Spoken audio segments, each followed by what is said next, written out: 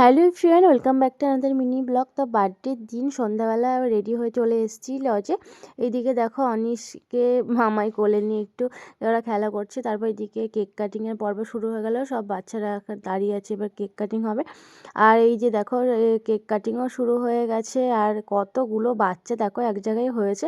আর কেকটাও কিন্তু খুব সুন্দর হয়েছিল, বেশ বাচ্চাদের যেরকম হয়। তারপর আসলাম একটু স্টার্টারের দিকে। স্টার্টারে অনেক কিছুই ছিল।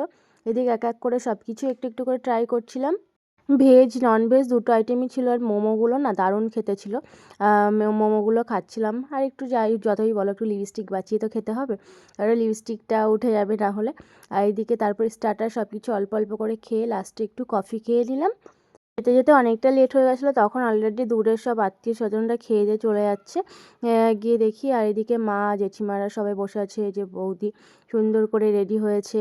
আর আমাকে কেমন লাগছে অবশ্যই কিন্তু কমেন্ট করে জানিয়ে। অলরেডি আমি অনেকগুলো ছবি ভিডিও পোস্ট করেছি। তারপর সবাই মিলে একটু ছবি তুলছিলাম। আর এইদিকে হচ্ছিল ম্যাজিক শো।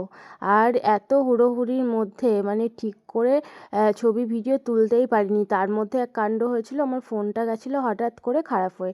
কোনো ছবি ভিডিও কিচ্ছু তুলতে পারছিলাম না। তারপর খেতে বসলাম। প্রথমে পনির পাসিন্দা, তারপরে কুলচা এইসব এসেছিলো। আর মাটন বিরিয়ানি ছিল স্পেশালি, খুব সুন্দর হয়েছিল। আর শেষ পাতে ছিল পায়েস আর মিষ্টি। কেমন লাগলো ভিডিওটা অবশ্যই